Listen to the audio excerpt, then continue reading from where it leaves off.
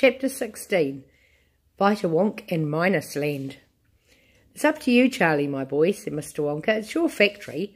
Shall we let your Grandma Georgina wait it out for the next 2 years, or shall we try bringing her back right now? You don't really mean you might be able to bring her back, cried Charlie. There's no harm in trying, is there, if that's the way you want it? Oh, yes, of course I do, for Mother's sake especially. Can't you see how sad she is? Mrs. Bucket was sitting on the edge of the big bed, dabbing her eyes with a hanky. My poor old mum, she kept saying. She's -2 and I won't see her again for months and months and months, if ever at all. Behind her, Grandpa Joe, with the help of an Oompa Loompa, was feeding his 3-month-old wife, Grandma Josephine, from a bottle.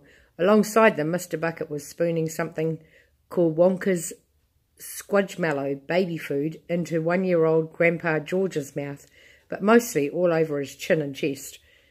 Big deal, he was muttering angrily. What a lousy, rotten this is. They tell me I'm going to the chocolate factory to have a good time, and I'll finish up being a mother to my father-in-law. Everything's under control, Charlie, said Mr. Wonka, surveying the scene. They're doing fine. They don't need us here. Come along. We're off to hunt for Grandma. He caught Charlie by the arm and went dancing toward the open door of the great glass elevator. Hurry up, my dear boy, hurry up, he cried. We've got to hustle if we're going to get there before... Before what, Mr. Wonka? Before she gets subtracted, of course. All minuses are subtracted. Don't you know any arithmetic at all? They were in the elevator now. Mr. Wonka was searching among the hundreds of buttons for the one he wanted. Here we are, he said, placing his finger delicately upon a tiny ivory button on which it said, Minus Land. The doors slid shut, and then with a fearful whistling whirring sound, the great machine leaped away to the right. Charlie grabbed Mr. Wonka's legs and held on for dear life. Mr. Wonka pulled a jump seat out of the wall and said, Sit down, Charlie, quick, and strap yourself in tight. This journey's going to be rough and choppy. There were straps on either side of the seat, and Charlie buckled himself firmly in. Mr. Wonka pulled out a second seat for himself and did the same. We are going a long way down, he said. Oh, such a long way down we are going. The elevator was gathering speed. It twisted and swerved. It swung sharply to the left, then went to the right, then left again, and it was heading downward all the time. Down, down, down. I only hope, said Mr. Wonka, the Oompa Loompas aren't using the other elevator today. What other elevator? Asked Charlie. The one that goes the opposite way on the same track as this. Holy snakes, Mr. Wonka, you mean we might have a collision? I've always been lucky so far, my boy. Hey, take a look out there, quick. Through the window, Charlie caught a glimpse of what seemed like an enormous quarry with a steep, craggy, brown rock face, and all of the rock face there were hundreds of Oompa Loompas working with picks and pneumatic drills. Rock candy, said Mr. Wonka. That's the richest deposit of rock candy in the world. The elevator sped on. We're going deeper, Charlie, deeper and deeper. We're about 200,000 feet down already. Strange sights were flashing by outside, but the elevator was travelling at such a speed that only occasionally was Charlie able to recognise anything at all. Once he thought he saw in the distance a cluster of tiny houses shaped like upside-down cups, and there were streets in between the houses and Oompa Loompas walking in the streets. Another time, as they were passing some of the vast red plain dotted with things that looked like oil derricks, he saw a great spout of brown liquid spurting out of the ground high in the air. A gusher, cried Mr. Wonka, clapping his hands. A whacking great gusher. How splendid. Just when we needed it. A what? Said Charlie. We've struck chocolate again, my boy. That'll be a rich new field. Oh, what a beautiful gusher. Just look at it. That's what he's talking about. Just like they drill for oil, he's drilling for chocolate. On they roared, heading downward more steeply than ever now, and hundreds, literally hundreds of astonishing sights kept flashing by outside. There were giant cogwheels turning, and mixers mixing, and bubbles bubbling, and vast orchards of toffee apple trees, and lakes the size of football grounds filled with blue and gold and green liquid, and everywhere there were Oompa Loompas. You realise, said Mr. Wonka, that what you saw earlier on when you went around the factory with all those naughty children was only a tiny corner of the establishment. It goes down for the miles and miles, and as soon as possible I shall show you all the way around slowly and properly, but that will take 3 weeks. Right now we have other things to think about, and I have important things to tell you. Listen carefully to me, Charlie. I must talk fast, for we'll be there in a couple of minutes. I suppose you agreed, Mr. Wonka went on, what happened to all those Oompa Loompas in the testing room when I was experimenting with Wonkavite? Of course you did. They disappeared and became minuses, just like your Grandma Georgina. The recipe was miles too strong. One of them actually became minus 87. Imagine that. I think it said, I suppose you'd guess. I think I said something else. Anyway, here we go. Back to the story, sorry. You mean he's got to wait 87 years before he can come back? Charlie asked. That's what kept bugging me, my boy. After all, one can't allow one's best friend to wait around as miserable minuses for 87 years. And get subtracted as well, said Charlie. That would be frightful. Of course it would, Charlie. So what did I do?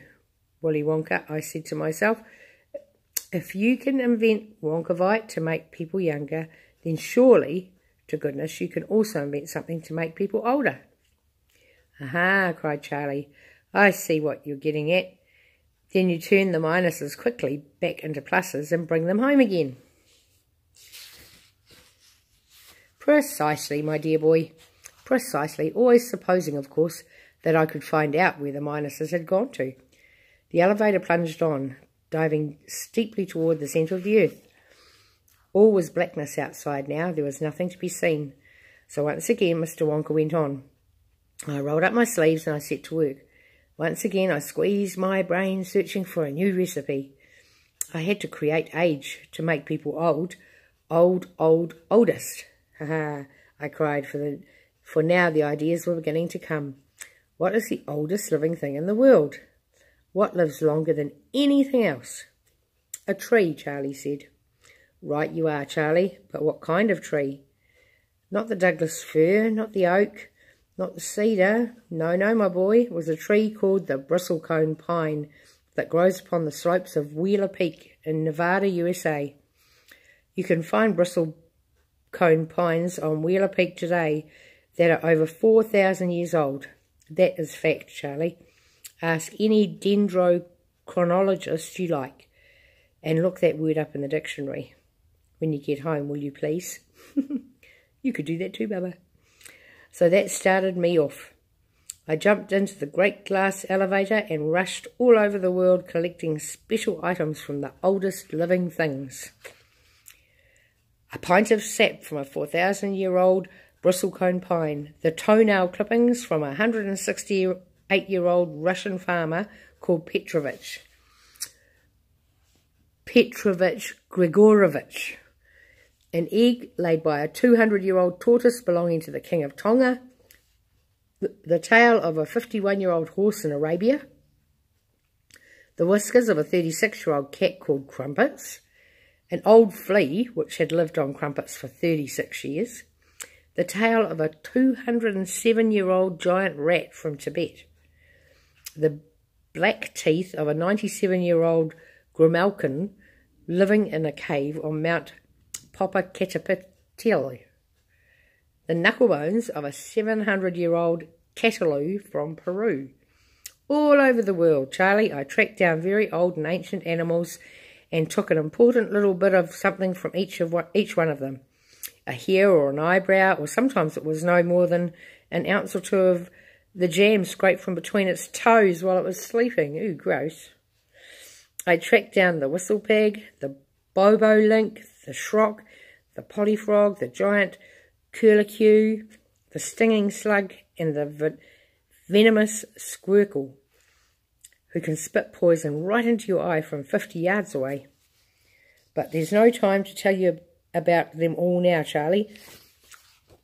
Let me just say quickly that in the end, after lots of boiling and bubbling and mixing and testing in my inventing room, I produced one tiny capful of oily black liquid and gave 4 drops of it to a brave 20-year-old Oompa Loompa volunteer to see what happened.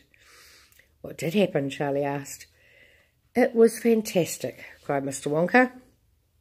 The moment he swallowed it, he began wrinkling and shrivelling up all over, and his hair started dropping off, his teeth started falling out, and before I knew it, he'd suddenly become an old fella of 75. And thus, my dear Charlie, was Vita Wonk invented. Did you rescue all the Oompa Loompa Minuses, Mr. Wonka? Every single one of them, my boy. 131 all told, mind you. It wasn't quite as easy as all that. There were lots of snags and complications along the way. Good heavens, we're nearly there. I must stop talking now and watch where we're going. Charlie realised that the elevator was no longer rushing and roaring. It was hardly moving at all now. It seemed to be drifting. Undo your straps, Mr. Wonka said. We must get ready for action. Charlie undid his straps, stood up and peered out. It was an eerie sight. They were drifting in a heavy grey mist, and the mist was swirling and swishing around them as though driven by winds from many sides. In the distance, the mist was darker and almost black, and it seemed to be swirling more fiercely than ever over there. Mr. Wonka slid open the doors. Stand back, he said. Don't fall out, Charlie, whatever you do.